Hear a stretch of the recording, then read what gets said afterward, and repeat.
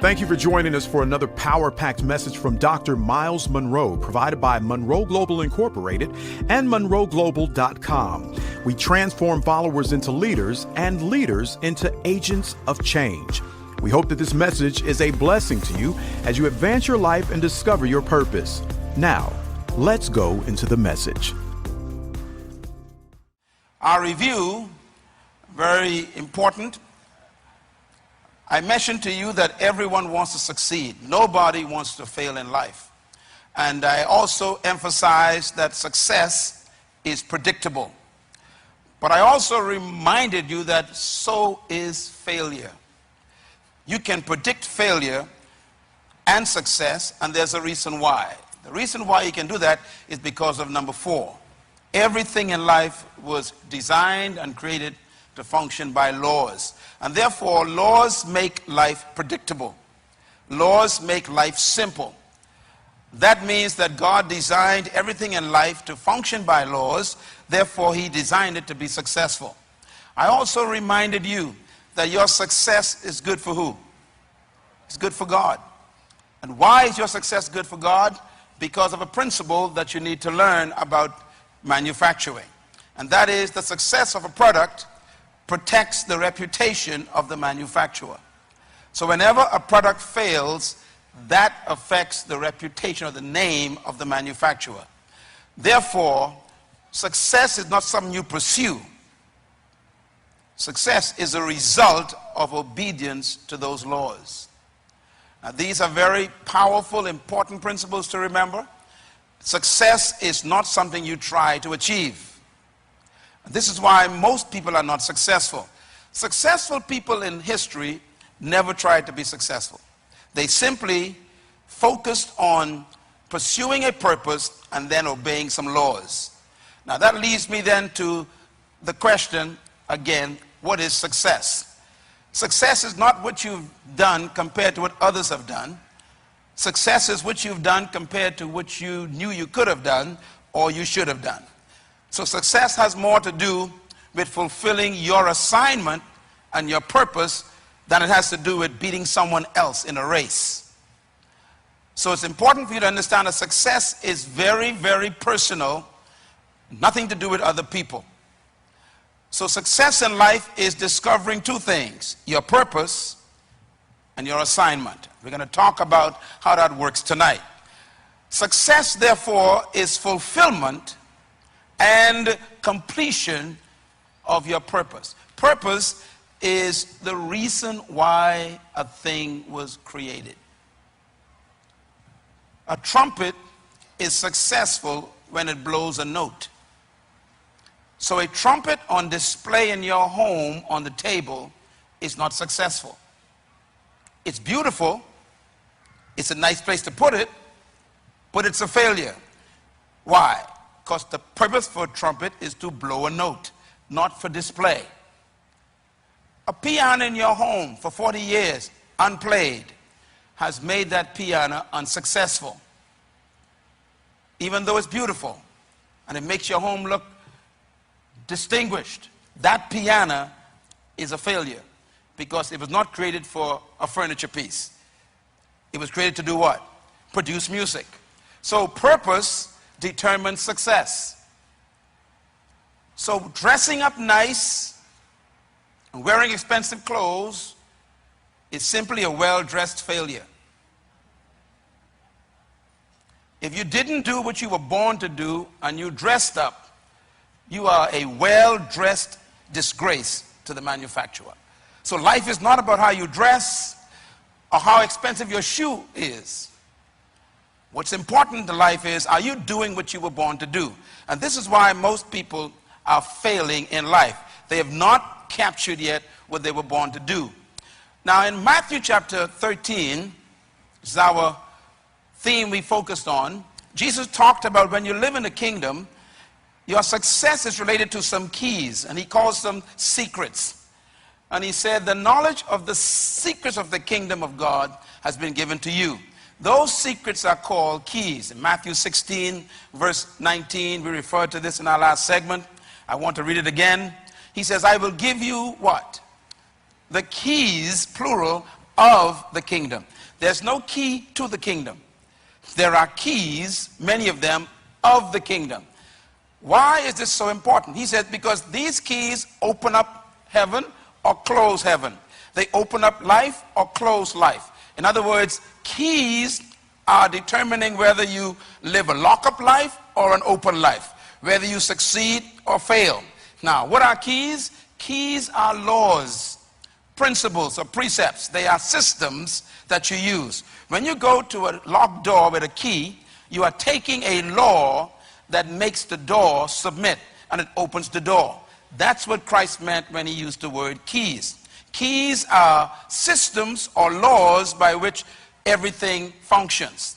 Now, I want to give you then an important concept of keys that we dealt with in the last segment, and it's important to repeat it. Keys are principles or laws. Here's some things about principles and laws that you need to remember. Number one, principles and laws are universal. That is important because that means you don't need to change your country to be successful. A lot of people think if I can just make it to a certain country, I'll make it in life. I have gone to countries where people have left their homes, and today they are sweeping the streets in that country, and they have a lower job in that country than they had in their former country. And some of those people having to go back to their countries because they thought that the country determined their success. Some of you think if you were to leave the Bahamas and go to America, you'll make it. Believe me, it's not a matter of where you are located. The issue is, do you know the laws of success? Secondly, principles and laws are permanent.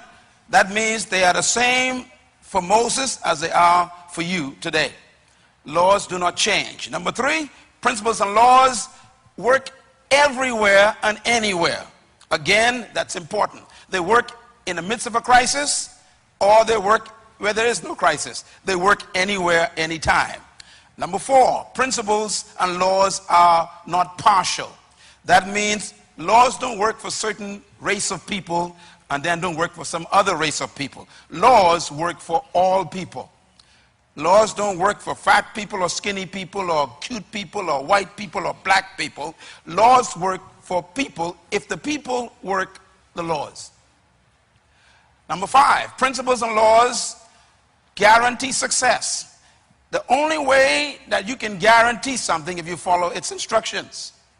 And this is why, again, success is predictable. You can guarantee results if you follow the laws. If you are failing in your life, try and study what laws you are violating.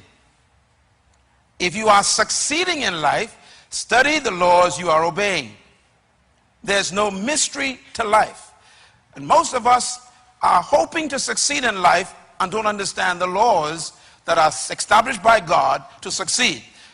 Principle number 6, principles and laws never can be broken. Why? You cannot break a law. The law breaks you. Don't think you can violate a law and still be successful. It's like running a red light hoping you won't get an accident. You know, you break laws, then they break you. So if you want to be successful, don't try to take shortcuts. Don't try to find your way of doing things. There are laws established in life by the Creator that everyone has to follow. And anyone who follows those laws have the same results. That means point number 7. Principles and laws are inherent and their judgment is inherent. That means that you don't need to be punished if you violate a law. The punishment is in the law. If you put your hand in fire, no one has to burn you. You violate a law, you get burned. And so it is with everything in life. God doesn't really judge us. The laws he built into life judges us. You have sex, well, you get pregnant, who do you blame? Well, you violate a law of fidelity or the law of self-control, and now the judgment is built in, you have conceived a child. And now you want to create another law of violating that baby by committing adultery. And now you kick in a judgment of guilt for the rest of your life. Because that child might have been like Myles Munroe. So now you sit around with this guilt because you violated law after law after law. The way you fix that is you decide, I'll never break another law again. That leads to point number 8. Principles and laws protect the product. When you obey the laws laid down by the manufacturer, you don't need to worry about protection. They protect you. Do not fornicate. Well, you can never be pregnant if you don't fornicate. It protects you. You don't got to wonder whether, I wonder if I'm pregnant. I wonder if I'm pregnant. Well, if you had sex, you better wonder all night. But if you never had sex, you can't be pregnant. So the protection comes in obedience to the law. When you stop at a red light, you don't need to worry about getting arrested. The protection is in the law. So guilt comes when you break a law because you're no longer protected by that law. So it is in life with success. Now, that takes me to my point here dealing with God's economic plan. I want to just read this verse again because we're going to zero in on these 4 principles of God's plan for your prosperity. Now, people want to know, does God want you to be successful and prosperous? Let's read Deuteronomy 8, verse 17. You may say to yourself, God says, my power and the strength of my hand has produced this wealth for me. But you must remember, the Lord your God, it is He who gave you the ability to produce wealth, to confirm His covenant that He made to your fathers. God is not against you becoming wealthy, but He wants you to remember where it came from. Secondly, this verse tells us how to become wealthy. And wealth in this verse doesn't come from God in the sense that God gives you money. Read it carefully. What does God give you? The ability to produce. Write that down. Wealth comes from finding your ability to produce something. The word ability here actually means ideas. We're going to talk about that in a minute. Now, how do you get to work out or produce? Produce means to actually work something out or to express something. The first command that God gave man was to work. Work shows up in the Bible before woman. And that's because a man needs work before a woman. The word work is what I call the law of work. Everybody says the law of work. Now remember, we're talking about laws. Work is a law. That means anything that stops you from working violates a law. So if you want to get something without effort, you're violating a law. If you want something free, you are violating a law. That's why God doesn't like beggars. A beggar is somebody who wants something without effort. Let me quote the King David says, I have never seen the righteous forsaken, nor his seed beg for bread. Notice the condition, righteous. What is righteous? Staying in line with the laws. He said, if you stay in line with the laws, you will never be a beggar. Why? A beggar is not a worker. And the first law God gave man was to work. Matter of fact, let's read it. Genesis 2:15. And the Lord God took the man and put him in the Garden of Eden. And He commanded the man to what? To work and to care for it. First command of God, work. Everybody say work. Say it loud. Work is not a curse. The curse occurs in chapter 3. The curse is not work. Work shows up in chapter 2 of Genesis. No devil, no sin, no demon, and God says work. Why? Because work is the reason why you were created. Let me explain what I mean. The word work is the word ergon in Greek and Hebrew, the transliteration of the word ergon. And the word actually means to become. The word work also means to work out something, to become what you are. I tried to explain this in the last session. For example, it's like talking to a seed to become. What's in a seed? A forest, trees. So when you tell the tree, work, you're telling the tree, become what you already are. That's the word for work. So when God told Adam, work, He was telling Adam, become what's trapped on the inside. So work is not something that the government provides. And that's why you're broke. you're looking for jobs. You're waiting for some investor to come and give you a job. If the investor doesn't come, you can't find a job, you can't pay your bills, you're kicked out of your home, and you can't work. Ladies and gentlemen, this is why it's so important for you to remember that work has nothing to do with your understanding. Let me just get rid of this for a second. Work has nothing to do with your finding a job. Work has to do with finding who you're supposed to become. Is that clear? That's the word for work. I am successful because I'm not doing something. I am becoming something. Write this down, please. Very important. Work is like a seed becoming a tree. It's like a bird flying. A bird was designed to fly. That's its work. So when a bird is flying, you can actually say the bird is working. When a tree comes out of a seed, you can say the seed is working. When a fish is swimming, you can say the fish is working. Why? It's becoming what it is. Therefore, work is like a seed becoming a tree. Now, let me just say this quickly. Not all jobs are your work. Most people go to a place where they can't become. Why? Because you are restricted by what the job tells you to do and what you cannot do. And this is why most people hate their jobs, because their jobs actually suffocate their real gift. And so they find themselves hating Monday mornings, going to a place they don't like, and they can't wait to leave it because it's like a bird trapped in a cage for 8 hours. Why? Because you are not really working. You have a job.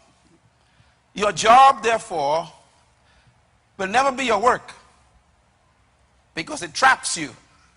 Your work can become your job if you find your work in your job. In other words, if you have a job where you are becoming, then you are not on a job. You're going to work.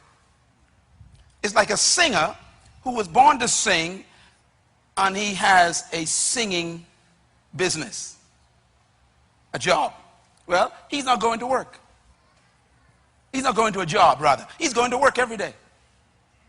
Let me say something very interesting. Jesus said all the time, I work the work of him that sent me. And then he says, I do the work of him who sent me. And then he says, my Father works, therefore I work, and I came to work the work that the Father gave me to do. He never says job. Jesus had a job, you know. His job was a carpenter. His work was redeemer. He said, I didn't come to be a carpenter. I came really to redeem the world. That's my work. And my work is to do what? The will of my Father. That's an important statement. My work is to do what? The will. What is will? The original intent of the manufacturer who sent me. So work is becoming what you were born to be, and work, therefore, can become your job if you are doing in your job what you were born to do. Is that clear? And this is, by the way, this is why most jobs kill people. Jobs can kill you because you can actually be trapped in a place for 40 years, suffocating your life and living in bitterness and hatred and anger, and you are always irritated because you are in a place you don't want to be and don't like to be, and therefore you hate everybody every day for 40 years. And the Bible says what? Bitterness dries up the bones. That means it creates cancer. You ever heard people say, this job is killing me? They are correct. So I've come to you in this session to tell you how to be free from your job so you can find your work, because your prosperity is not in your job. Your prosperity is in your work. And just explain how that works now. Okay, write this down, please. Your goal in life is not to be employed. Say that with me. My goal in life is not to be employed. Say it again. Can you write that down, please? I want you to write it down. Look at it for a second. The number one promise of your governments is jobs. So your goal is to get a job. The young man here tonight comes out of high school. First thing he's told, go get a job. They never say go get a business. The guy who just comes out of college, this lady with a PhD or a master's degree, comes back home, first attempt, got to find a job. It's as if we believe we were born to be employed. But I want to change your thinking tonight. Write a new word down. You were born to be deployed. Everybody say deployed. Say it again, deployed. Employment means somebody else controls you. Deployment means you release what's on the inside of you. Those who deploy themselves employ others. Deployers employ. If you're tired of being employed, focus on being a deployer. I'm going to explain what a deployer is in a minute. But that's where your wealth is. Those who deploy themselves determine their own value. Those who are employed, their value is determined by the one who employed them. So a salary is really someone else's opinion of how much you are worth. When you deploy yourself, you establish your own worth. So a job is employment. Work is deployment. Employment prepares you for deployment. When you go to a job, always remember this is temporary. I am going to use this opportunity to deploy myself. In other words, deployment activates your gifts and energizes your life, not employment. People who are employed are always complaining. Don't look now, you're sitting next to one. You know, this whole stupid job, I'm tired of being here. These folks don't trust me. They don't know what I'm worth. They don't understand me. I hate this place. I'm supposed to be raised. How come I'm getting no raise? I ain't getting promoted. I mean, and they spend years just employed and complaining while they are employed. And the complaint is coming from the fact that their gift is not being activated. Therefore, there's no excitement and no energy in their lives. When you go to a place where your juices come out, where you can release all the desires and the gifts on the inside, you can't wait to get there. As a matter of fact, 5 o'clock becomes depressing when you are in your work. You don't want to leave it. You know, birds don't get tired flying. Did you know that scientists have discovered that birds get energy from flight and that fish get energy from swimming? That means if what you are doing are wearing you out, then that's a sign that you are not in your work. A person who is in their gift hates sunsets. Why? They want the day to be longer because they can't wait to stay in what they're doing. But if you can't wait for 5 o'clock, you watch your clock from 3 o'clock till 5. That means you are not in your work yet. You are on a job. You are employed and not deployed. Write this down. Deployment is the use and the serving of your natural gift to the world. Deployment is the use and the serving of your natural gift to the world. They asked Michael Jackson one time, why do you love singing so much? He said, because singing is me. It is me. And that's true. Remember, work is what you want. It's becoming what you are. So he called it going to work. Singing is not a job to a real singer. So when you find your gift, when you find your deployment, you actually find the gift you serve to the world. And the world will pay you for being yourself.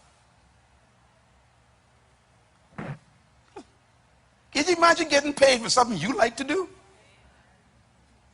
That's why people who live long are usually those who have found something that they can't wait to do in the morning.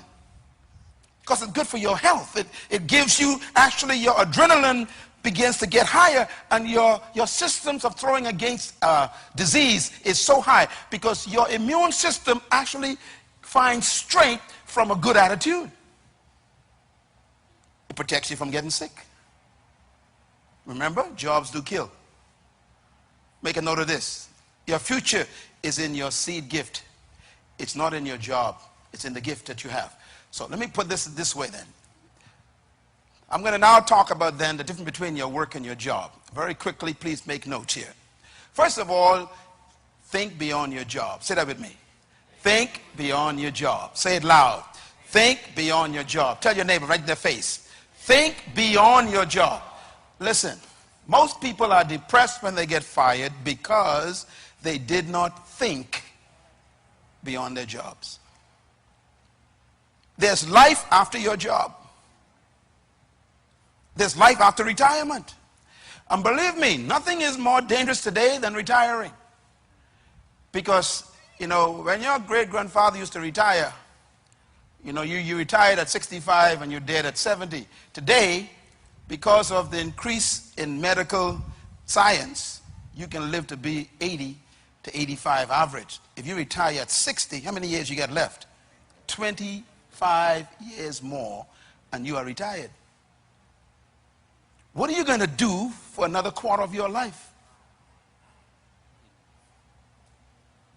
Therefore, you cannot put your hope in a job. And let me tell you something right away. The company you work for, the minute you hit 65, they already start singing the hymns. Rescue the perishing, care for the dying. Why? You're 65. They already see the young guy coming out of college who want to actually work for less. Are you with me? The older you are, the more expensive you are to the company. So wake up and think beyond your job. That means that the solution to your future success is not in the job you have, it's in what you're thinking beyond the job. And that's why I'm here in this session. Make a note of this. There's no future in any job. I guess those who got fired prove that, right? You got laid off. Or they only got you on 2 days' work. You realize your future is being attacked by the fact that they laid you off. So you got to cut back on your standard of living.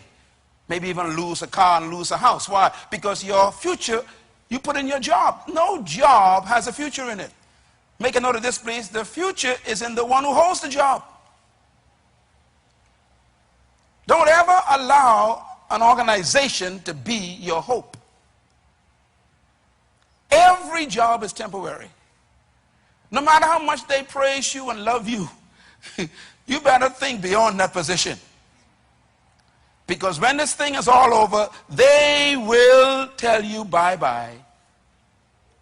There are folks in this room who've been retired for 5 years already, and they begin to scratch their heads. Why did I retire? Because life goes on. I'm glad you're here. And young people, please remember what I'm saying, because you got a chance to not make mistakes that older people have made. Write this down, please. Create your business in your job. Now, I'm going to explain this in a minute, how this works, because you must make yourself indispensable by refining the value you are to that job. Now, you can't really depend on a job, but you can actually make yourself so valuable that you're the last one they want to let go. And how do you make yourself valuable to a job? You become indispensable. How? By refining your gift on the job.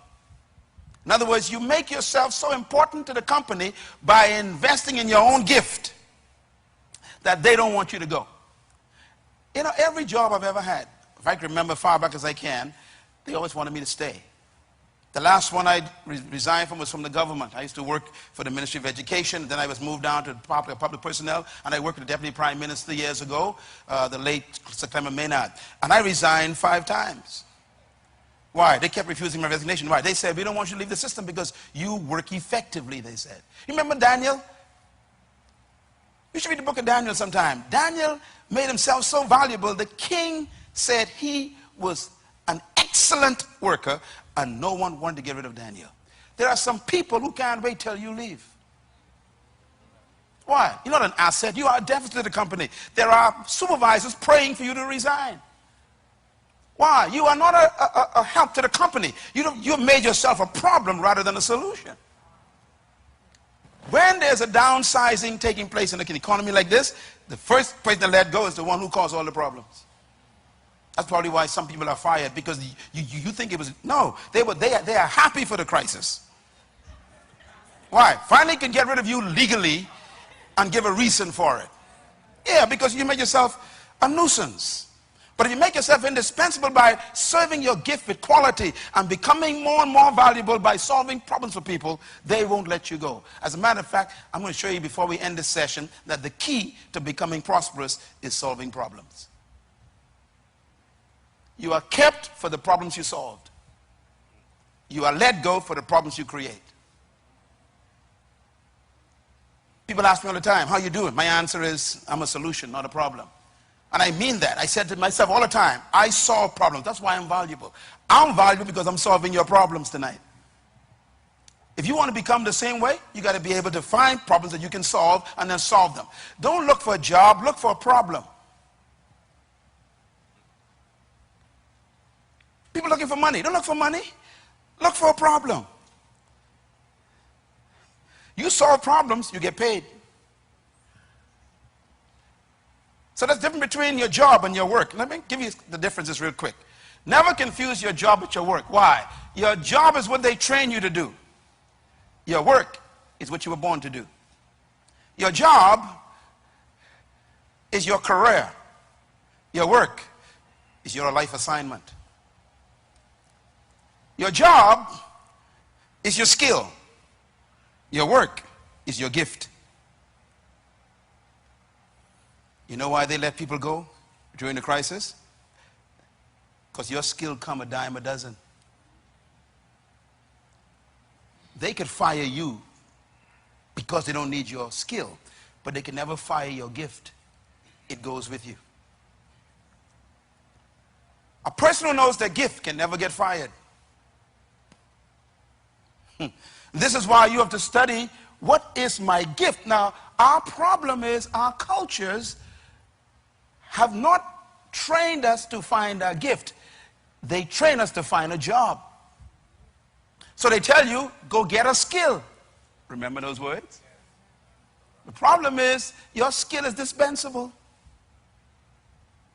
Who told you I can need your skill all along? Plus, if I've been using your skill for 20 years and now you are making $20,000 a year, and a young guy came out of college with a more refined skill in your area, he only wants 25. You're gone. In other words, skills are dispensable. But gifts can never be taken away. Write this down, please. Your work, you can retire from your job, but you can't retire from your work. I've never seen a fish who says, I tired swimming. I retire. I don't swim no more. I've never seen a bird that says, I retire from flying. I've never seen a seed that says, I retire from bringing forth a tree. In other words, you never retire from your gift.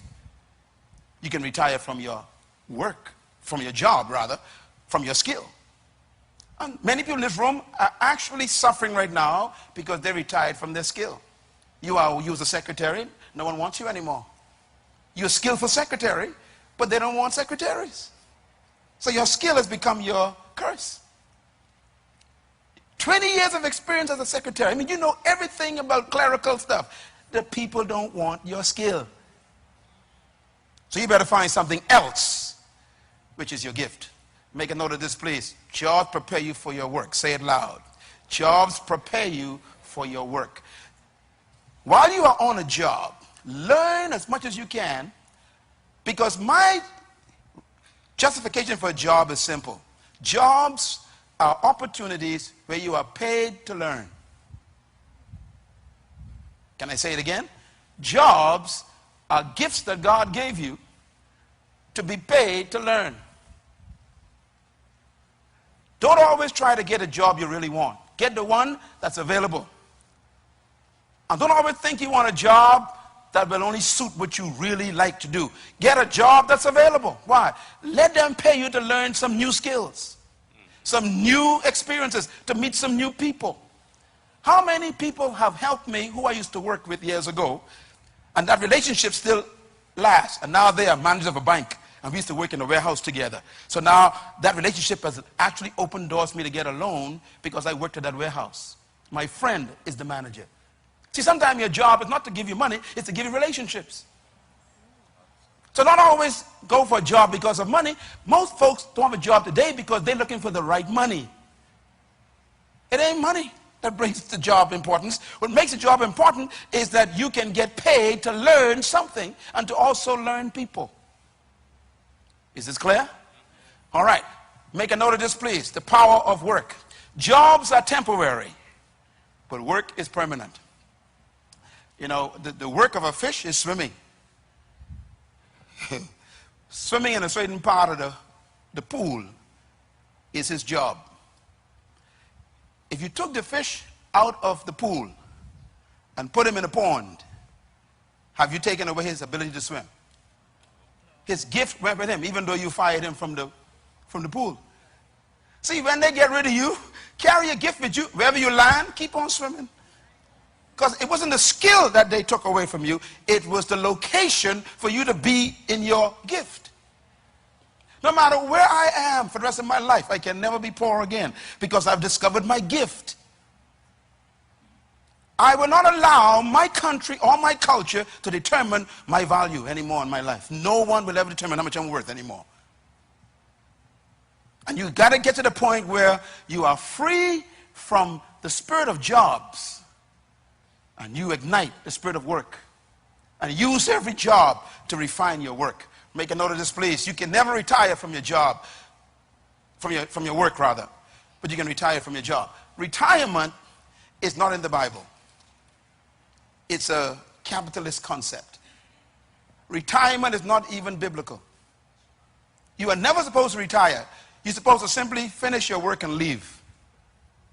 I have finished my course. Paul never retired. Christ said, it is finished. He didn't retire. You leave after you finish something.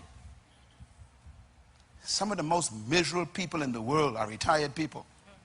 Do you know why? You were never created to stop working. What is work? Becoming. If you stop becoming, you stop existing. No wonder why you're so paranoid and hate everybody. Because you ain't being yourself lately. People who live long are those who have found something that they love to do all their lives.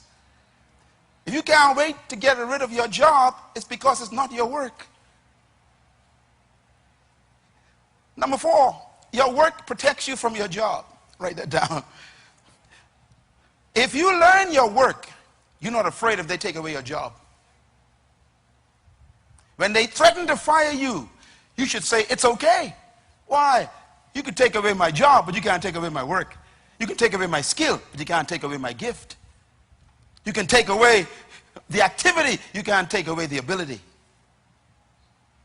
Your gift is more important than your skill. And number 5, write it down, please. Your work is your seed. We're getting into deep stuff now. Everybody say seed. Your work is your seed. What do I mean by that? Let's talk about this for a minute. The most important verse in the Bible that I've ever read that set me free from employment is this one. It was read tonight. As a matter of fact, I was showing Pastor Roll my Bible tonight. How many of you have an NIV? Hold it up, please. An NIV Bible. Come on, Freeport, hold it up. Anyone got an NIV? New International Version. Hold it up in there. NIV. Now, I told you all a long time ago to buy the NIV. Some of y'all still got the King James. The NIV is probably the best translation I know because the scholars were honest. The work they did in the translation of the Hebrew and the Greek is one of the best in history. Let me read. Please turn your Bibles to 11th chapter of Ecclesiastes. Let me show you the difference between the NIV and your Bible. Big difference.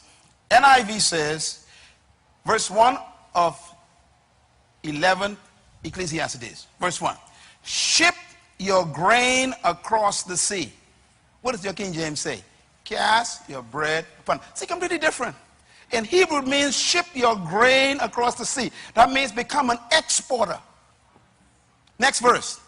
After many days, you may receive a return. A return means dividends. You get a return on your investment. This chapter is about business, not about a loaf of bread. ship your grain where? Across the sea. Now, this is completely opposite to what the Bahamas is doing. We're not shipping grain across the sea. We are importing the grain. So someone else is getting the return.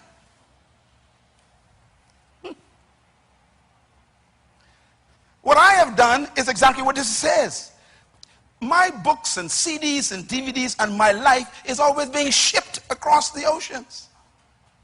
So I'm getting the returns on that shipment. In other words, you're not supposed to be a consumer. You're supposed to be a producer. I will give you the ability to produce wealth.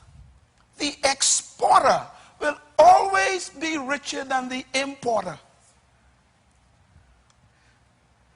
The Bible says don't put all your eggs in one basket.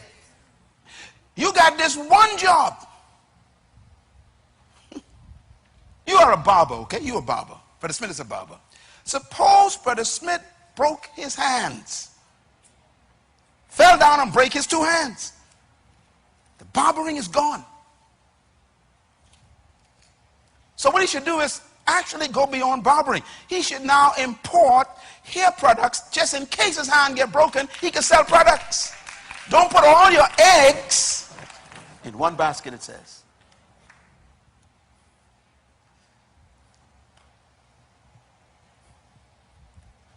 You carpenter, your hands are important to you. Break both of your wrists. It's over. So you better learn to import furniture while you're a carpenter and learn how to get in touch with those who you buy wood from. Say, I'm going to be a wood supplier just in case my hand broke. I sell wood to the other carpenters. I don't need my hand to sell wood. In other words, invest in 7 ventures, it says. But I won't get to that, you know. Let's get down to this verse. By the way, I think I better read this part here. Verse 4. Whoever watches the wind will not plant. Whoever looks at the clouds will not reap. Those who watch the wind means waiting for luck. That word wind means luck in Hebrew. Those who are waiting for luck. You're smiling. I wonder why you're smiling. It said those who watch the wind will not plant. That means they will not go out and work. They play numbers all day. They borrow the pen. Listen, this ain't funny. He says, this is why we poor. He who watches the wind, who watches for luck, will not work, he says. Whoever looks at the clouds will not reap. As you do not know the path of the wind or how the body is formed in the womb, so you cannot understand the works of God, the maker of all things, said therefore, this verse, sow your seed, where? In the morning, and in the evening, let not your hands be idle. That's the verse you must remember. Sow your seed when? In the morning, and in the evening, let not your hands be idle. Listen to the Bible. This is the best advice I ever heard in my life. BFM was built after 5 p.m. This place that's worth millions was built after 5 p.m. I had a job. Henry had a job. Richard had a job. We used to meet after 5 p.m. and work till 2 a.m. in the morning building this. Why? Sow your seed in the morning. That means go to your job in the morning. What's the next verse? Read it. And in the evening, don't turn on the TV and watch Two's a Company. Or is it 3? Don't watch Friends. In other words, the guys who you're watching already with rich. He said, when you go home, don't watch TV. Keep working. From 8 a.m. to 5 p.m. is the other man's work. And that's why you're broke. Because from 5 p.m. to 12 midnight, you watching TV, eating potato chips. The Bible says, no, when evening comes, let not your hands be idle. I do more work while you are sleeping than when you are awake, I guarantee it. My wife will tell you the hours I put in after 12 midnight. The books I write while you're sleeping. People say, how can you write books? While you're sleeping? The Bible says, if you fall in love with sleep, you shall grow poor. The Bible says that. I gotta go to bed at 8 o'clock. You will never be wealthy. Because the 8 hours from 8 a.m. doesn't belong to you. They tell you when to come, where to do, where to go, what to do, when to go to lunch, when to come back, and they control your entire life. That means the only life you own is after 5. You can never grow from 8 to 5. You grow in your own time. You can't read books on the man's job. You can't experiment with ideas on the man's job. He got you locked down. Remember, you are a bird in a cage. What do you do when you leave work, you call it? He says, you don't know which one will profit you, whether both equally as well. Let me put it this way. Write this down. Jobs were given to prepare you for your work. He says, go to work in the morning, and when you get off, keep working. Work on your gift after 5 p.m. Work on your skill at 8 a.m. Give them your skill at 8 a.m. Release your gift at 5 p.m. That's the key to your success and your prosperity. Make a note of this. Fulfillment is discovered when your job becomes your work. You can actually work yourself out of your job. That is what we did here at this ministry. And I've done it actually so well that I don't get no pay from this ministry anymore. Why? You can work yourself out of your job. Your work can become so powerful you don't need your job anymore. But your work doesn't take place on the man's job. What are you doing after 5? Your culture says, go home and rest. The Bible says, let not your hands be idle. The culture says, go lay off and drink some switcher and watch TV. The Bible says, let not your hands be idle. Anyone in this room who's a business person will tell you that you don't want to go into business.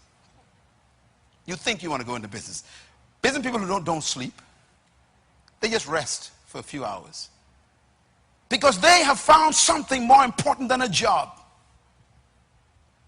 Can I put it this way? Write this down. Success comes after sunset. That's when it really comes. You read all the books on success, they'll tell you that people who succeed were succeeding while you were sleeping. What do? Write a cookbook, man. And it's going to take days and years and months to do that in the night. But don't just sit there and watch TV. Produce a cookbook. You a chef, man. Produce a cookbook. That cookbook will be published. You'll be on Chopped. You don't have no idea. You have no idea. You don't know that. So why waste your time watching TV when you can actually produce something that can be published and go around the world like me? The royalties will pay your life off. You can just have a job, or you can get into your work after 5. Every one of you, I can tell you right now, each one of you, an idea that you could pay me for. Of what you're doing. What you're doing right now is not what you could do. But you got to pay me to give you the idea. You come to me, I counsel you. I'll give you consultancy. I'll show you what I get paid for. Why? Because what you're doing ain't nothing compared to what you could do. But your culture says, go home and rest. God says, go home and keep working. Success after 5. I remind myself again. Let's read together out loud. Go. Sow your seed in the morning, and at evening, let not your hands be idle. Why? Because you do not know which will succeed, whether this one or that one or both. Can you imagine that? That means you can have a job after the job and both bringing in thousands of dollars. We've been taught, no, get a job, settle down, die, get buried. You know, this is what they told us. And the Bible is saying, no, there's life after 5. Is this good? I want you to think about this. What do you work on after 5? Your gift. Proverbs chapter 18 rather, verse 16 says, a man's gift makes room for him in the world, not a man's education. You got a PhD and you still broke. Why? Because the PhD doesn't make you wealthy. As a matter of fact, most PhDs are hired by those who dropped out of school. Let me say it again. Most PhDs are working for those who dropped out of school. Because the person who didn't get a PhD got an idea. And they employed a guy with a PhD. It's not your education that brings you before a great man. It's your gift. Bill Gates dropped out of school. You know, his teachers actually thought that he was mentally damaged because he could never pay attention in class.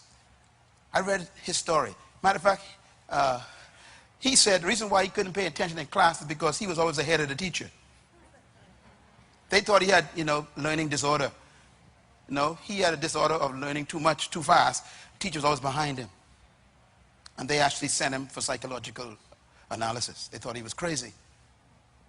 So he quit school. Started Microsoft.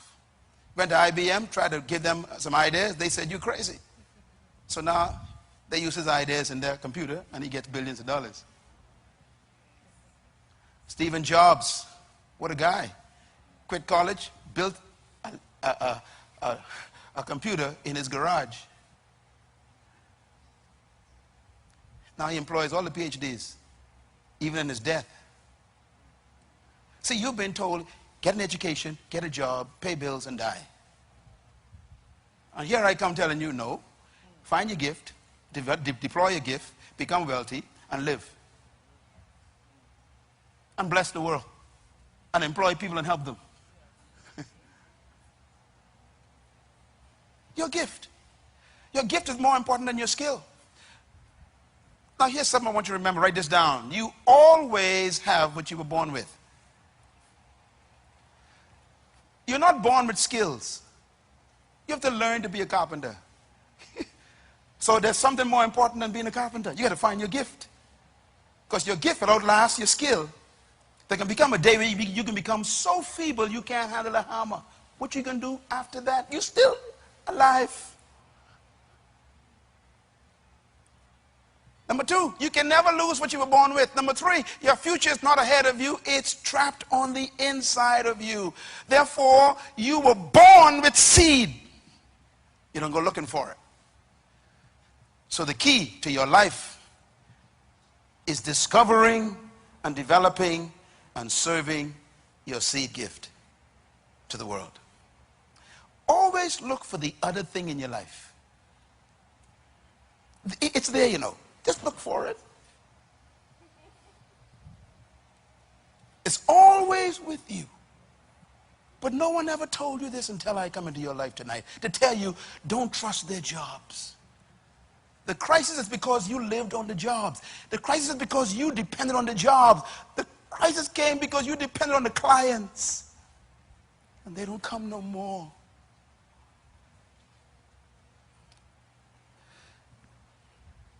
May God have mercy on us. There's hope. Yes, the hope. Seeds are never in recession. Isn't that beautiful? When I went to Haiti for the first time, I saw plants growing. I was shocked. Because the United Nations, based on their statistics, say that Haiti is the poorest country in the world. The only problem is no one told the seeds. Got my point? The seeds don't care what's the poorest country in the world. They're going to grow once they get the right environment. That means you ain't supposed to care what they say about the crisis. Once you get the right environment, you're going to bring forth. You're going to grow. Seeds are never in recession. Gifts are never in recession. Jobs are in recession. But not work. Hallelujah. There's something that's bigger than you. And it's inside of you. When I was praying for tonight, I was praying that God would ask me. I asked God, I said, God, show me how to get on the inside of a person and yuck it up. yuck, yeah. How to get inside your spirit and yuck up your gift and let you see it. This is you. You are not what they called you. They give you titles. Don't trust their titles. Find your gift. Your seeds are never in recession. My friends, let me give you these last points before I get to the 4 principles. 2 words. 1, employment. What is employment?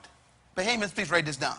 Employment is the opportunity to serve your gift in the context of a corporate group. And usually you benefit other people. Deployment is different. Deployment is the discovery of your gift and serving your gift to your generation. You can be deployed or employed. You can deploy your gift in the context of other people's control, or you can deploy your gift to your whole generation, and they will bless you. When you begin to see life beyond your career, beyond your skill, you become a generational changer. This is the difference between employment and deployment. And I challenge you tonight to think about where you are in your life, your age, whether you are young or old. Think about, where am I in the scheme of this teaching? What's happening to my life? How many more years I could have left? Some of you are divorcees. Some of you are widows or widowers. And your life is at a point where you say, what am I supposed to do next? And God says, I'm going to tell you tonight, find your gift. Serve it.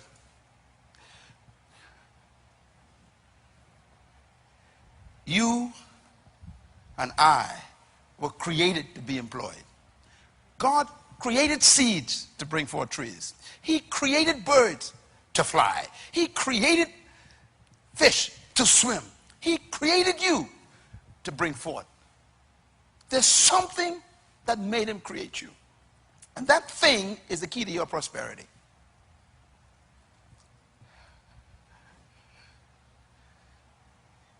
Now I'm going to give you my secret. The secret law of success. How do you become successful? Here's my answer. If you want to be successful, do not seek success. Can you write that down, please? Put it on your mirror where you fix your face. If you want to be successful, do not seek success. So what do? You seek to become a person of value. That's the key to your prosperity. You seek to become a person of value. The person who becomes successful and prosperous is the person everybody wants to go to get something done. You know, the safest business in the world is undertaking. Being undertaker. Why? People dying every day. So the guy meets a need, he got you covered. He made himself what? Valuable. Why do you go to the dentist even if you have a recession? Because the dentist made himself valuable. 8 years of study. Why do you go to a doctor and give him your money in the middle of a recession? Because the doctor spent 14 years specializing in something. He made himself valuable. He refined a gift.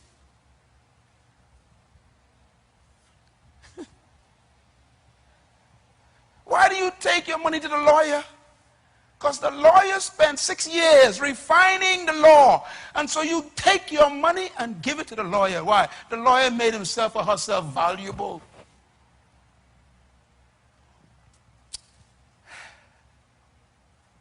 Question. Here's the question. Why should I come to you? How you answer that question tells me if you're going to make it. Here's a question more difficult. Why should I come and bring my money to you? What is it that you have refined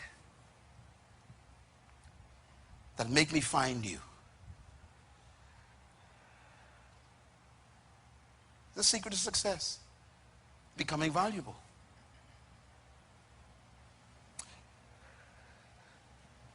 So here's the process of becoming valuable. I'll give you the secret. Number one, to become valuable, first, you must determine what your gift is. Some people may have one or two. Like me, I have 3 or 4 gifts. That was my problem most of my life until I figured it out. You got to choose one and focus on it. But I got a lot of gifts. I'm a musician, naturally. I'm a writer. I'm a public speaker. I am able to actually produce music. I can do a lot of stuff. I have to decide which one I'm going to focus on, that's all. Listen, you don't want to be a jack of all trades and master nothing. Write this down. You are paid for what you master. People ain't looking for you who's a general contractor. Some of them wonder why they can't find jobs. You're too general.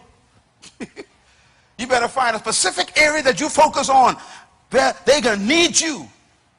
They come look for you. Don't just be a carpenter. Find a niche. I'm the creator of bookshelves only. And put it out there. You will see business coming to you like crazy. If you say, I'm just a carpenter, hey, a dime a dozen. And they start comparing you to others. But if you only make shelves, bookshelves, they can't compare because not everybody just make bookshelves, you see. And now you become valuable because you have what? Become a refined gift. That means you become significant. Significance makes you valuable. Significance means you are different from the others. Everybody sells shoes, fine. A lady came in one time, she said, Pastor Myles, I want to open a shoe store. I say, don't.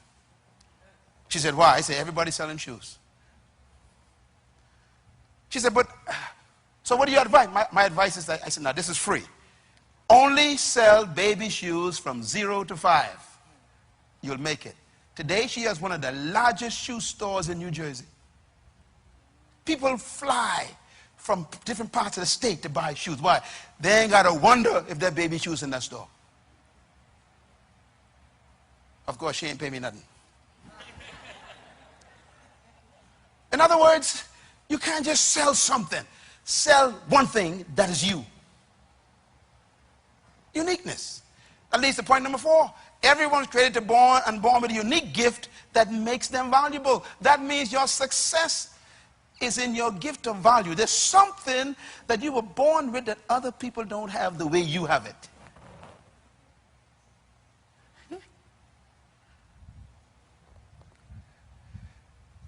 Everybody's selling cell phones. So why are you going to cell phones? You better find a different type of cell phone just to sell, that's all. In other words, uniqueness makes you valuable. What did I say? Okay, you cosmetologist. You going broke, I'm telling you.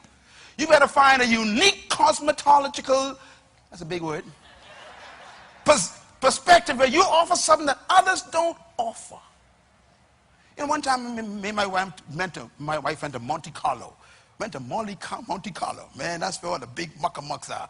And we went into a store where, one pair of shoes is $5,000. We went in there, the rug in the store was white. Thick white rug in the store. In other words, don't come in here if you got dirty shoes. And this was a clothing store. No clothes were seen. All the clothes upstairs had hidden away. And then they ask you, can I help you? We walk in. They say, come, please have a seat. They sit us down at a beautiful glass table. They serve us tea and cookies. I just come to buy, clothing. They said, no, you ain't coming here for no clothing. You coming here for an experience. What a store that was. By the time they finished whining and dining you, they said, come upstairs and see our wares. Walk up there, everything in these little private little booths. I tell my wife now, go for the cheapest thing here, because this is a rough place. I saw one dress, it say $28,000. I said, oh yeah. Honey, come on this side over here. Walk over here, there was a belt. The belt was $400. I said, yeah, that belt must just feed you. And like I saw a purse, $5,500. Just a little purse. I said, take me in the wrong store. But we already drank the tea and ate the cookies. We had to buy something. You remember that store, baby? It was a rough store. We had to buy something. My point is, they were unique. That's why people fly all over the world, come to that one store and buy one dress. Now, here you are trying to make $5,000 a month in your store. They make $5,000 on one dress. Because they're not selling dresses.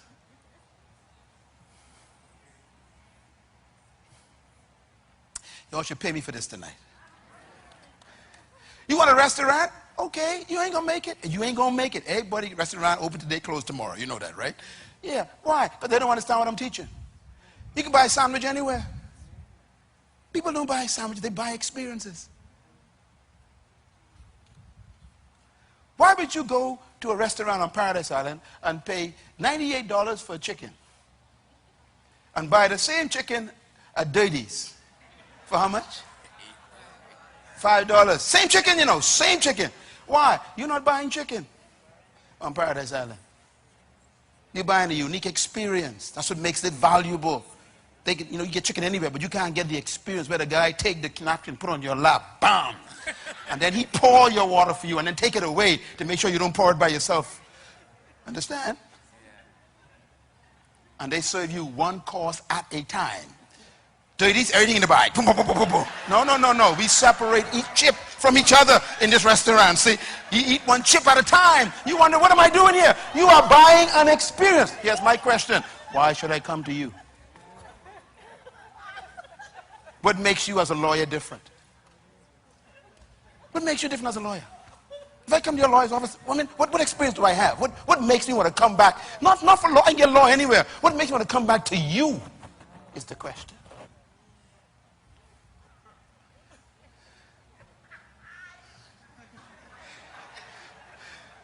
Is this good stuff? All right. The test of your gift. All gifts will be tested for authenticity. In other words, when you start releasing your gift, get ready for hell to break loose. Can I say it again? All gifts will be tested. When you decide to become a deployed person, your enemies wake up. So just get ready for the fight. Testing is to prove your commitment and your dedication to your gift. That's the way life is. In other words, a tested vision will be trusted.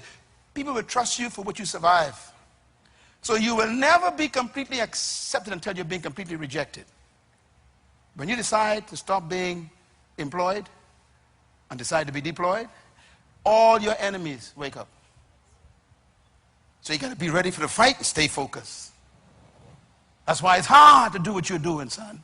Because what you're doing ain't nobody doing, and you wonder why it's so hard. You got to wake after 5. Sometimes you got to get a job while you're working on it. Why? Because you got to keep working on it. You got to pay your bills, but you got to keep working on it. Because there will be tests. And let me tell you, the good news is the test doesn't come to destroy your gift. It comes to prove your gift. Never trust a person who didn't go through the test. You don't trust a product that hasn't been tested. Your credibility comes from the crisis. So we want people who are not afraid to bring their gift out. You know, when you start working in your house at night after 5 o'clock and your family comes to visit you, girl, what you doing? Boy, what you doing? I'm working on my gift. What you talking about, boy? You better go rest yourself. You work all day. And they start talking you out of it. That's the way it is in life. Today, my family all support me. They all agreed with me. Some of them work for me. But when I first started, none of them understood me. Because when you start deploying yourself, you will be tested. Tell your neighbor, get ready for the test. All right. So how do you then become successful? The 4 principles are here. It's found in first book of Moses, Genesis chapter 1, verse 28. And I wanted to bring you to this because this is the heart of success. Every company in the world uses this program. It's God's kingdom system. Genesis 1:28. Now, if you read Genesis 1:26, it tells you what you're supposed to do. The Bible says, and God created man in his own image, his likeness, to have what? dominion, okay, over the earth. Verse 27 says, so God created them male and female and blessed them and said, have dominion. So that means both male and female, same instructions, have dominion. Now, God is a good God. He knows what he made. He knows why he made it.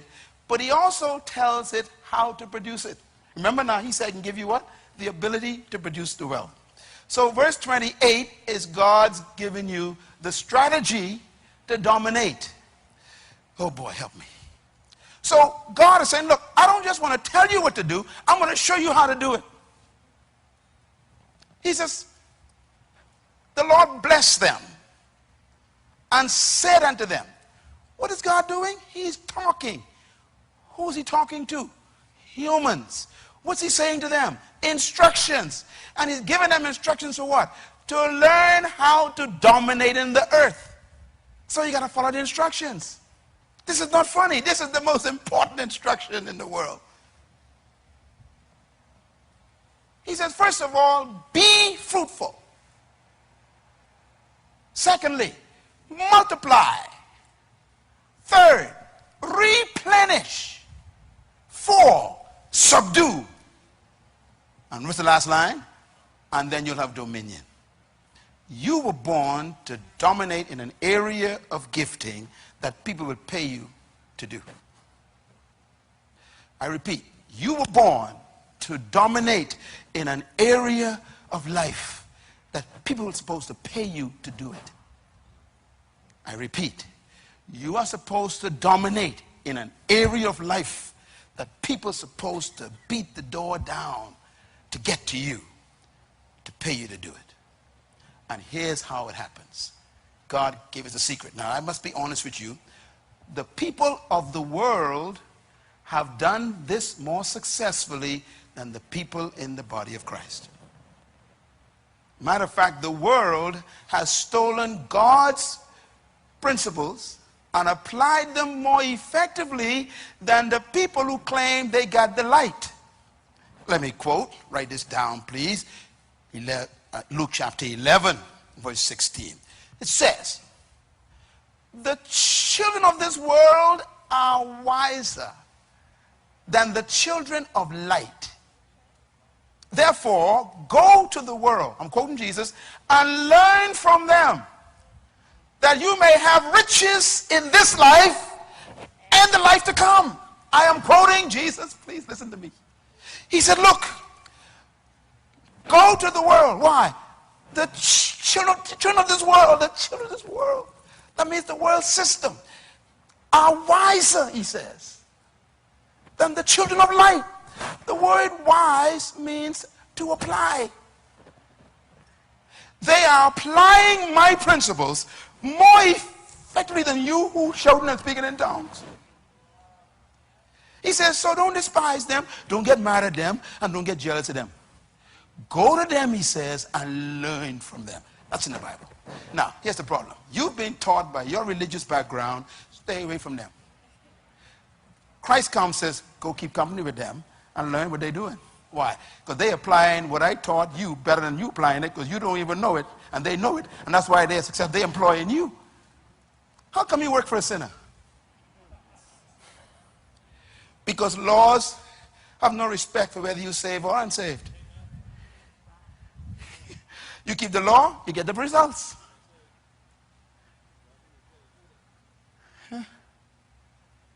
He says, go to them. They've learned my principles. They have figured it out. They are more successful. Now, tell me one of them who didn't follow God's plan. And I'm going to give you the plan right now. Number 1, he said, be fruitful. The word fruitful in Hebrew means to be a producer, to produce something. Be fruitful doesn't mean to have children. The Hebrew word means to produce. What do you think a fruit is? It's produce. That means what was on the inside of the tree has come out. Be fruitful. He didn't say go looking for fruit, which means the fruit exists.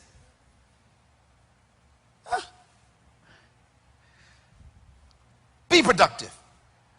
And then he says, now that you produce a fruit, Let me use myself as an example. This is my book. I wrote this. This is mine. It says here, USA Today bestseller. That means millions, you know, sold. Okay. I stayed up while you were sleeping and produced this. It took me months and months to produce this. Hard work. I'm doing 2 books right now. I've been doing them for the last 6 months. One will be finished in November. The other one will be finished not until April next year. What are you doing? So when I go home after I leave it tonight, I don't go to bed. My wife will tell you, I work. My fruit came out of me, my fruit. Now, here's the problem. This is my fruit. Can this make me wealthy? No. No. Only got one.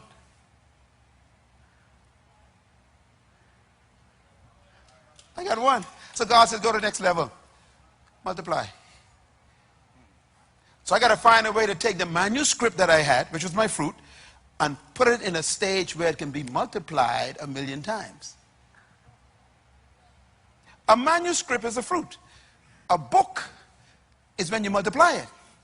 Now I have thousands of them. But let me ask another question. If I got 1,000 books stuck away in my garage, am I still wealthy? No, I still broke. Matter of fact, I owe the publisher plenty of money. So multiplying is not enough. Third level, replenish means to distribute. That means I got to get the books out of my warehouse and get them in the hands of people.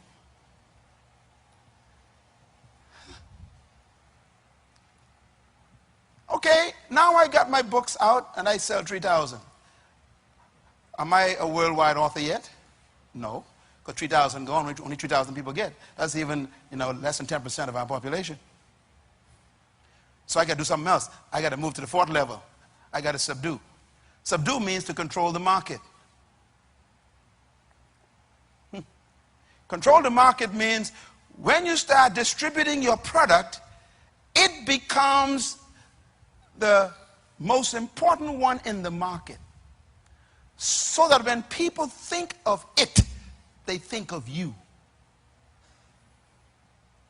Let me give an example. What is McDonald's known for? Big Mac. Interesting, Big Mac. They sell all kinds of things, but Big Mac is their fruit. Can you buy a Big Mac everywhere? No. So they got you cornered. You can't even make it at home. You can buy the bread, the burger, the onions, and you still can't make a Big Mac. Because they have refined it. Remember, refine the gift? There's a system that they have. You can never get a Big Mac in your house. You can never make it. It never tastes like it. Okay, so we got a Big Mac. What's the problem? I'm still poor. So I got to find a way to multiply the Big Mac. So I got to have what we call machines or people to help make the same burger according to the system. You cannot work for McDonald's and make your own burger in the kitchen. They train you how to make their burger. Why? They want consistency of the same quality. Okay, so now we multiply. But now we want to what? Distribute. So they create what? Franchises. A franchise is McDonald's distributing its Big Mac. Now, they have become so widely distributed that they have subdued the market on Big Mac. Nobody got a Big Mac. You want a Big Mac? You drive past Burger King. You drive past KFC. You drive past Wendy's. Why? Because no one got a Big Mac. Is anyone driving past anyone to get to you?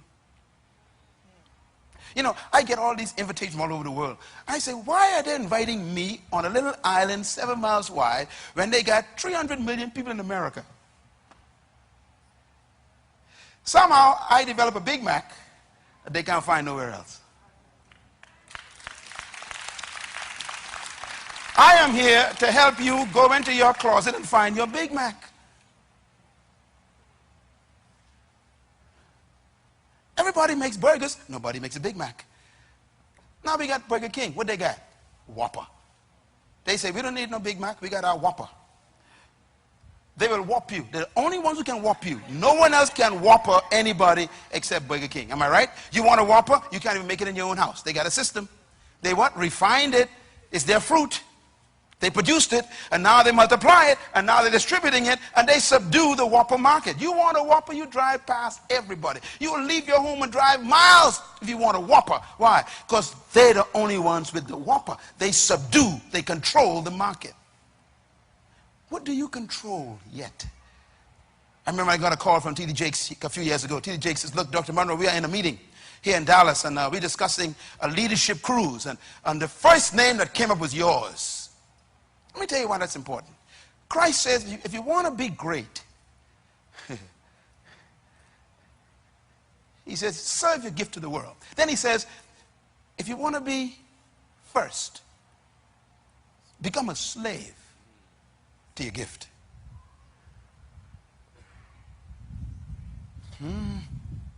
Comprende? If you want to be what? First. That means the first one they think of. That's right. What do? You can become a slave in the night to your gift. What are you working on all night? My captain here, Thurston. I mean, pilot extraordinaire. I'll never get rid of this guy. He'd have to leave me. Why? This guy has refined his gift.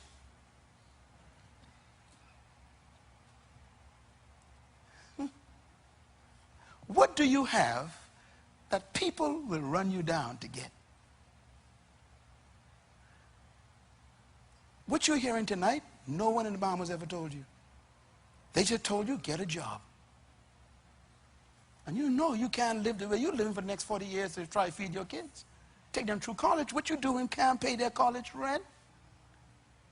You got to find something, and God is saying, I'm telling you what it is. You got to find your gift. Get your Big Mac. Make yourself valuable. Subdue the market.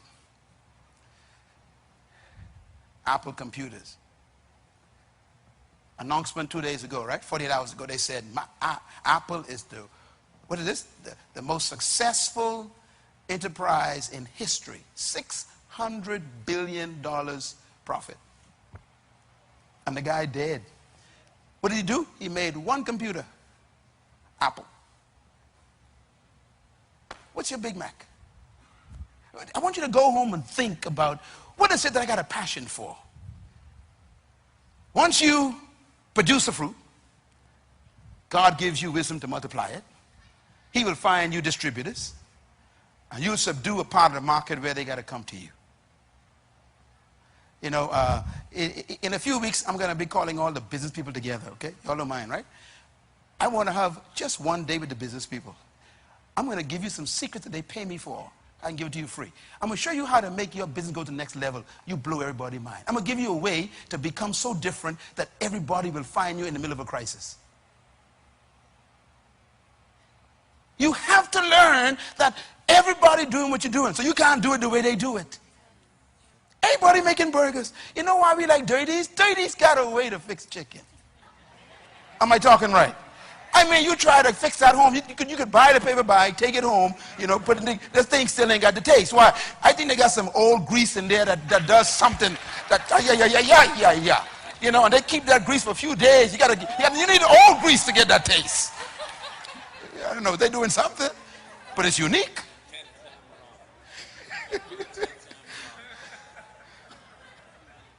What makes you different? The result is what? You have dominion. Dominion means to impact the environment.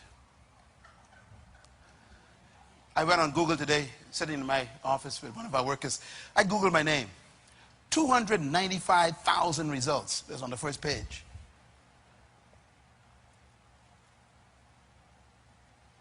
Wow. Most of them are stores with my product. Amazon, MylesMunroe. Look at the stars next to my name and my books. 4 stars, 5 stars. That means these are top sellers. My distribution system. I'm not teaching you something I haven't done.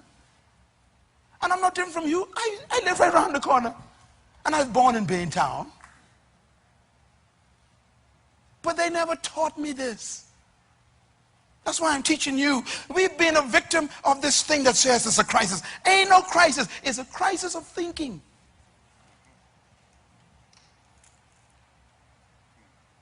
Go home and find your gift. Some of the wealthiest people in the world are sitting in your chair right now.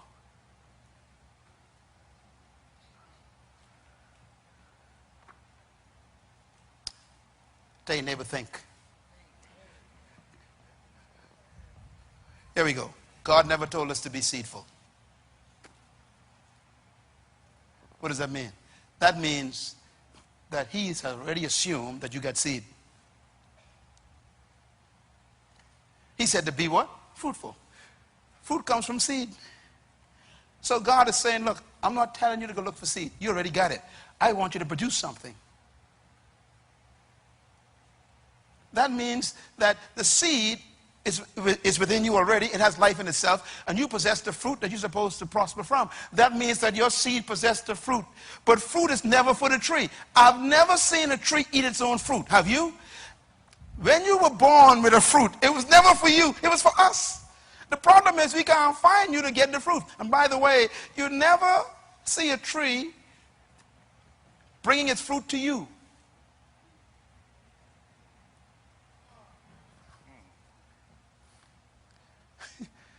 When a tree bears its fruit, everyone is attracted to it. You know, dentists don't advertise, you know. Lawyers don't advertise. They don't advertise much. Why? They got their fruit, man. You'll find them. When you see a mango tree across the fence, laden down with ripe mangoes, all kind of anointing thoughts come into your mind. This fence is in the way. Right? And you will do some things to get to the tree. In other words, the tree simply produces its fruit, and the clients find the tree. I have never invited myself anywhere to speak, whether it's a bank or Harvard University or any organization, any church, anywhere. Never have I ever once invited myself anywhere. They came looking for the fruit.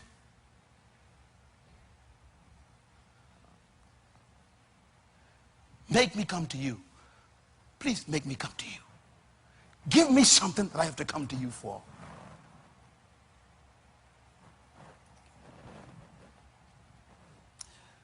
Is this good? Number 6, seeds need the right environment. I am going to South Africa tomorrow. When I come back next week, I think I'm going to meet with you one more time. Because you need to understand that you could have a good seed and still be broke. You put a mango seed on a tiled window and leave it there for 50 years. The tree is still in the seed. Wrong environment, wrong friends, wrong books, wrong TV shows, wrong people. You in the wrong environment. Dr. Munroe ain't got too many friends, you know. I choose my friends very carefully. I got plenty of people around me, very few friends. Friends to me are fertilizer.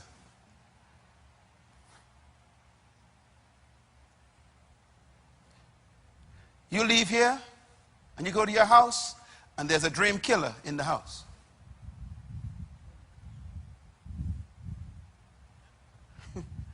They talk you out of your dream. When you get up out talking, but you got vision, you got dream, you got seed. You got to settle down and go get one job and, you know, help pay these bills. And then when they finish with you, you go right back to your old way of thinking. You need to produce the right environment to bring forth the seed. My wife and I went to Egypt. We went to the pyramids.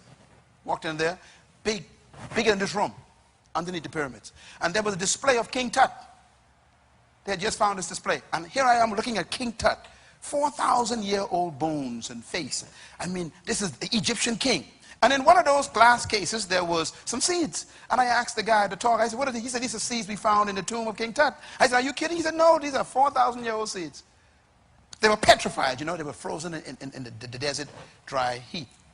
I said, are they still good? He said, well, let me tell you a story. He says that we shipped these seeds to Israel, and they did tests on the seeds, and they germinated the seeds. The seeds produced the largest ears of corn and of maize that they ever saw.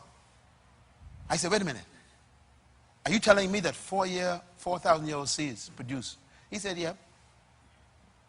He said, they were just waiting on the right environment. How old are you? You think you're too old? You think it's it? That's for you?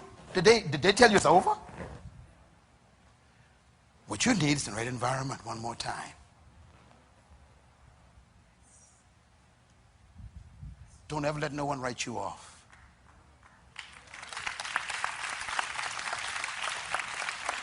Go home, start again. The Bahamas will kill you. Get free from the Bahamian culture. They done wrote you off. You're a drug addict. You're a prostitute. You are divorced. They are lying. All you need is another environment again, that's all. In that seed, 4,000 years, was a plant waiting for the right environment. They never taught you this in school, hey. This should have been the first lecture you got when you went to high school. You wouldn't have been sitting around here worrying about keeping a job. And there wouldn't be a bunch of foreigners owning the Bahamas. What kind of country have we built? A country of dependents who look to a government to provide jobs.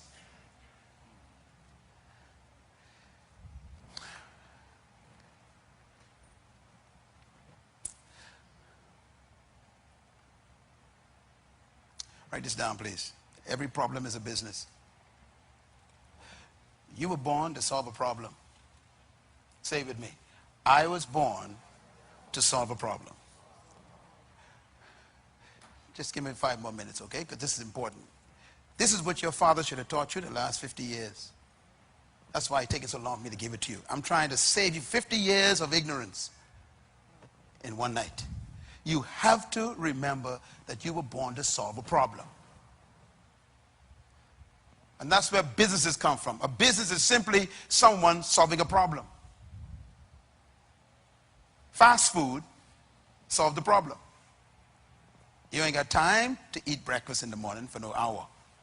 So on your way, you stop at a window.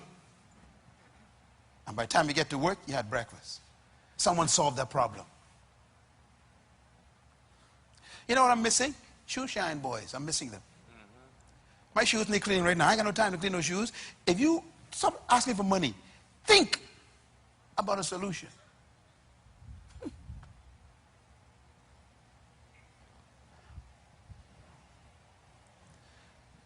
When I saw the first massage chair in an airport, it was an Asian. I said, oh boy, something started here. Now every airport you go in got massage chairs. Why? Because people get tight when they travel. They need to relax. So someone saw a problem. Now that's $1 billion business. 10-minute massage for $10. 5,000 massages in one day. It's $500,000. Somebody said, we can solve this problem. Why don't you go around, just look in the Bahamas and look for some problems? Why? God gave you the ability and the gift to solve a problem, and therefore whoever solves the problem becomes wealthy. We ain't got no poverty problems. We got blindness problems. We don't look for solutions to problems. We look for problems to complain about.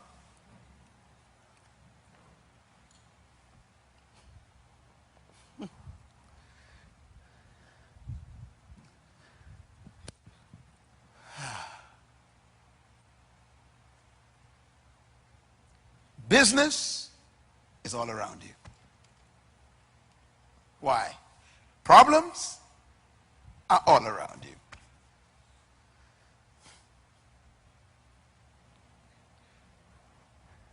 Why do people put, like those things, like those kind of Rasta type look in the hair? You know what they say? They say because it's easy to fix. Just shake it and you go to work. You know what I'm talking about? Yeah, the natural look, I guess it is. Yeah. I asked my daughter, I said, daughter, why not? She said, I got time to fix my hair in the morning. I just shake it and go to work. Someone solved the problem. We put the stuff, fix it. You don't got to worry about it. That's a solution. That's not funny. That's a solution. People don't want to spend an hour in the morning fixing the hair. Don't laugh at that. What are you doing? What are you doing? Study the problems. Spend the whole day tomorrow just driving around looking for problems. You'll be amazed. Businesses everywhere. Matter of fact, listen for complaints. Every complaint is a business.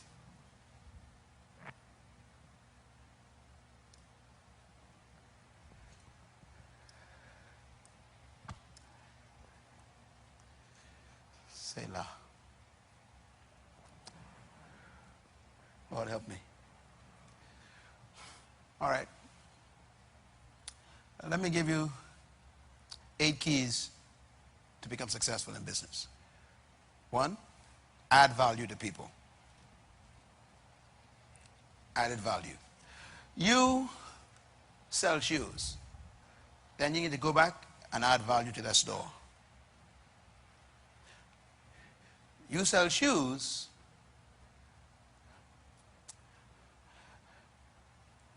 And you serve hot tea to every customer. That's added value. So I ain't coming for shoes no more, I like the tea you're serving. I can tell everybody when you go to that store, you get tea. This ain't funny. I went to a massage place the other day when we was away, and I mean, these people, Lord, this was no massage place. They treat you like you some king or something. They massage you till 30 minutes later.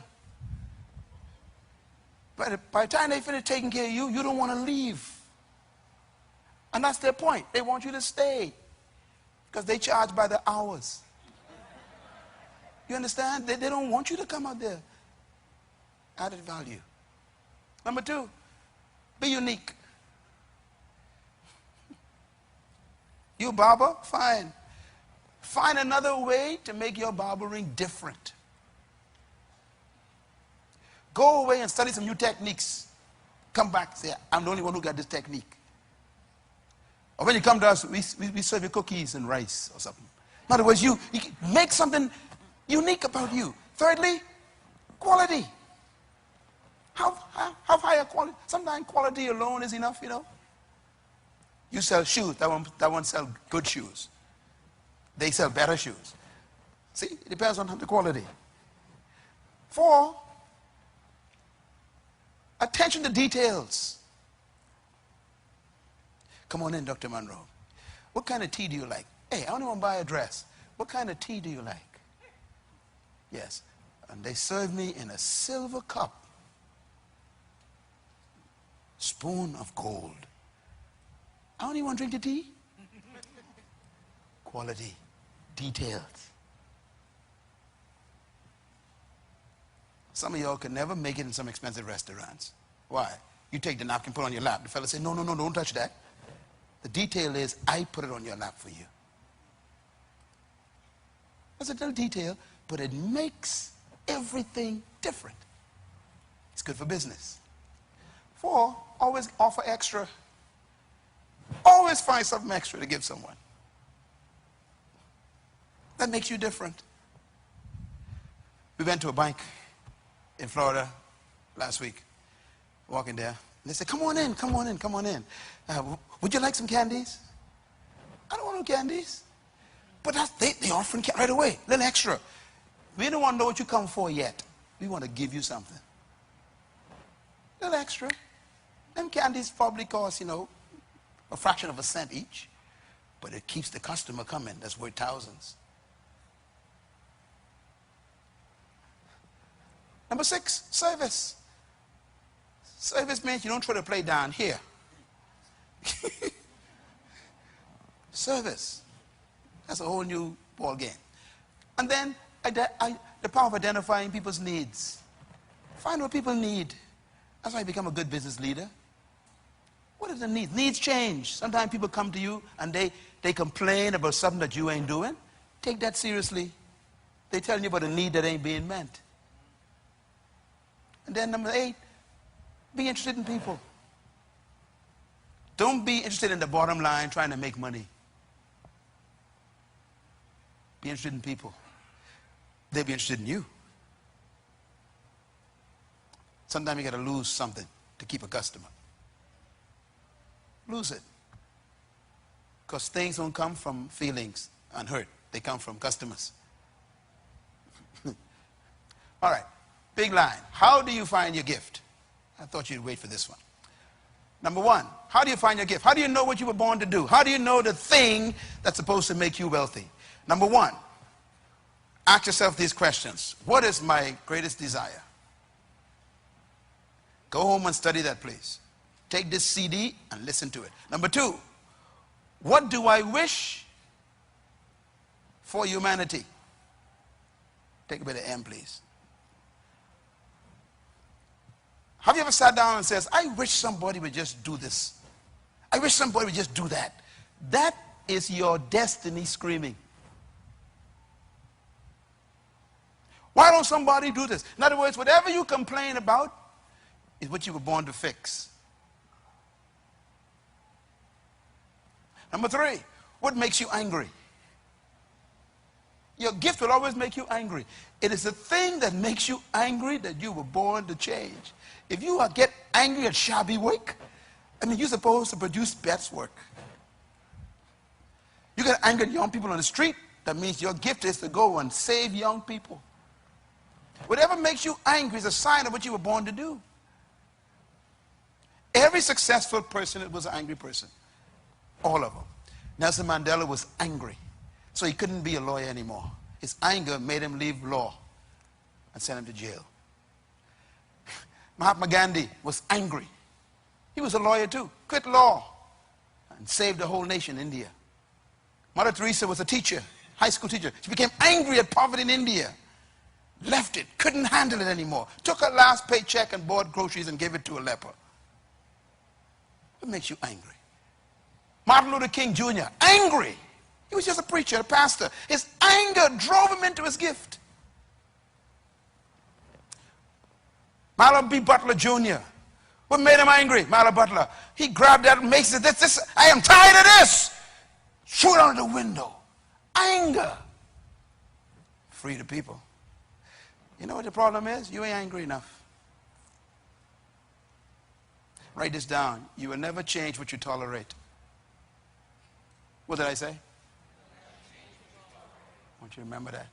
As long as you tolerate it, you won't change it. You got to get to the point where you can't handle it no more. You know, my anger at third world oppression is what created MylesMunroe. I hate oppression of the people in third world. Whether they're black or white or Asian or Latin, I hate it. I hate oppression. I hate it. That's what gave me birth. And I saw what the colonial powers did to my mind. I said, I hate it, and that hatred produced me. What makes you angry? That's why I say I will transform followers into leaders. Why? Because we were born to be leaders, but they told us you were born to be a slave. That anger is what created this ministry. What makes you angry? Don't look for a job, look for your anger.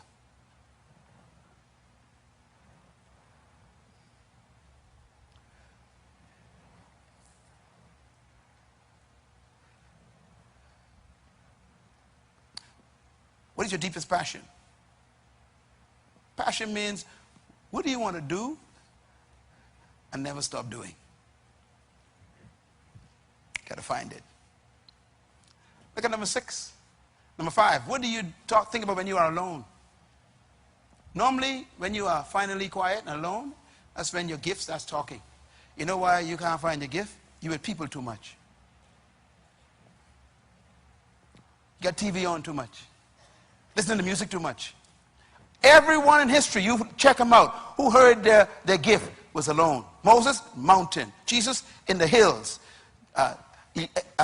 Elijah, in the cave. Where do you hear? We too noisy. Always with friends. Everybody, let's go. Nobody mean let's go. Go alone and listen to your spirit. You'll find your gift. And your gift is where your wealth is, remember.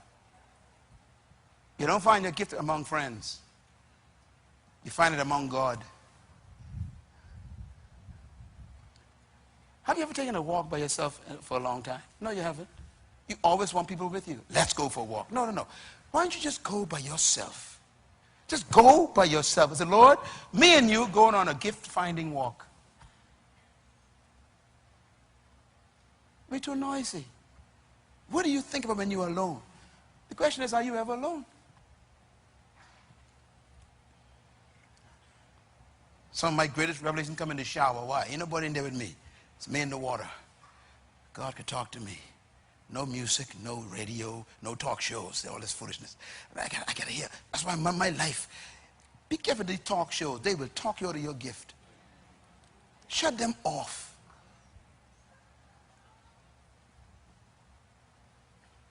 They'll rob you of your destiny. And they never solve problems. Number 6, what do you wish you could change in your country? If you walk around your country complaining about something that you could change, you were probably born to fix it. Number 7, what would you do if there was no limit to money and resources? What would you spend it on? What would you really do if you had all the money that you could find? Whatever that answer is, that's what you were born to do. And guess what? If you refine it and document it and begin to develop it, the money will come to it. Because there's somebody born to finance your dream. The trouble is they can't find it. They can't find the tree.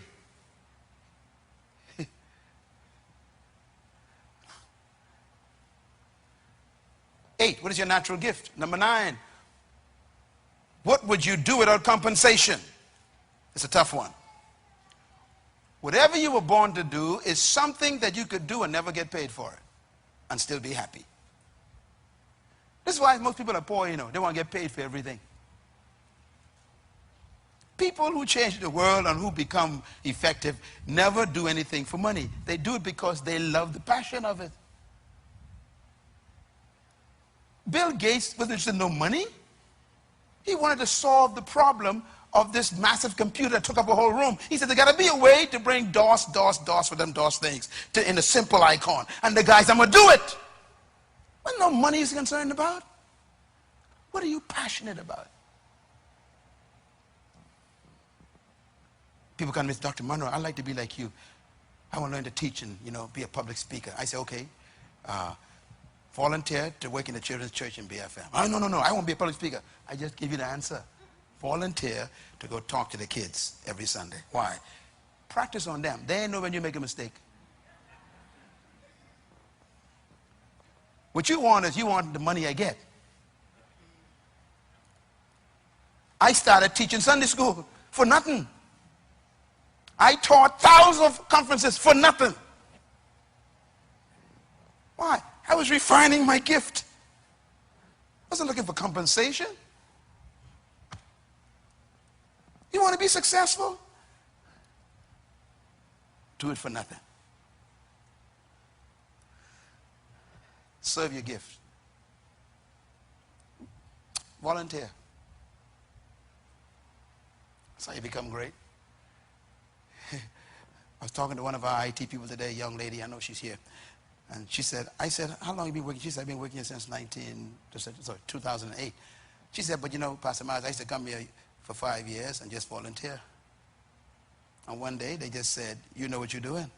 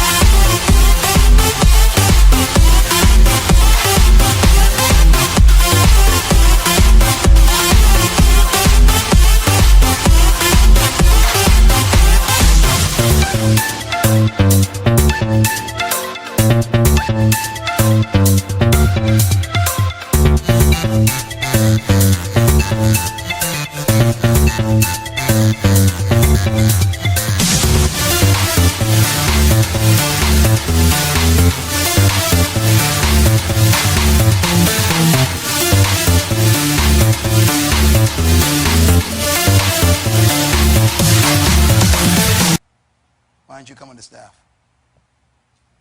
Now she's working in one of the leaders in IT. Would you do that, or you won't pay the first day? Volunteer. What would you do?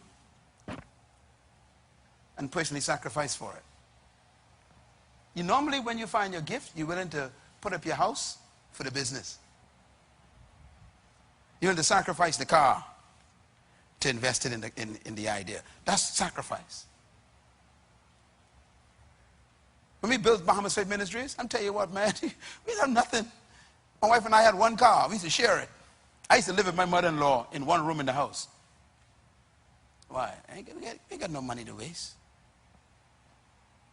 Are you too proud to live with your mother-in-law? So you could save money, so you can put it invested in the idea? No. What are you willing to sacrifice? See, some people are willing to die, you know. That's what makes them so powerful. Nelson Mandela was willing to die. Sacrifice.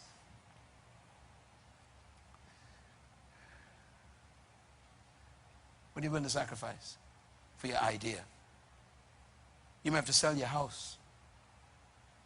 And you viewed history of these guys, all these big guys you're so jealous of. Check them out. They started selling their houses, selling their cars for their idea. They had to sacrifice something because they believed in it more than their own security. Success and prosperity ain't magic. It's laws. These are laws. I was thinking about this here. Find your purpose, find your perception, find your potential, discover your passion, live by the principles, create a plan, be with the right people who can influence you to get there. That means choose your friends. Be persistent, because there can be fight. There'll be a fight against it, and then you have to be persevering all the time, because you got to fight your way to your success. And then pray. Always spend time with God, because He's the one who gave you the plan. You're going to make it happen.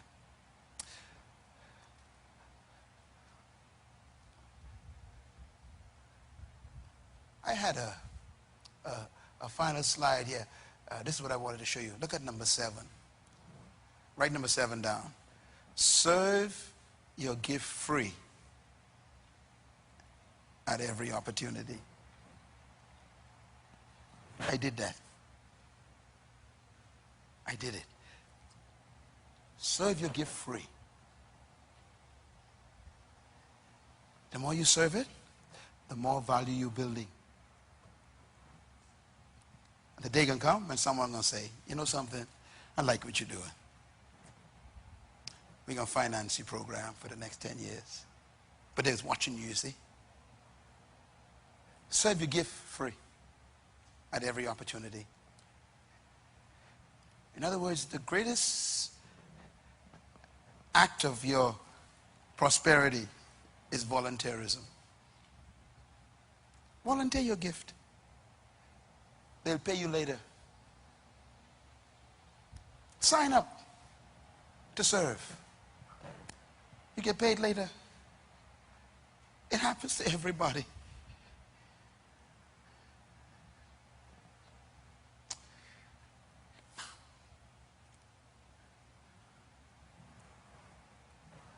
I love you. I don't want you to fail. I know it's been long, but it's so dangerous out there, you better get this in here. Life is rough out there. I don't want you to be a beggar. You're a great woman. You're an awesome man. You got more on the inside of you that they haven't seen yet. You are not finished.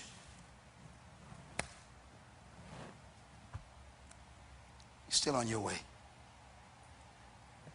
Wake yourself up. Dust yourself off. Let's go get them. Let's go become successful without even seeking it.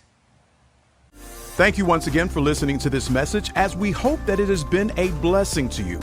Our goal is to show you new paths and opportunities so that you can discover your purpose.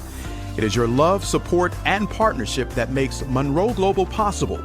Please visit us online at www.munroeglobal.com for more product, partnership, or to join us at one of our live events around the world.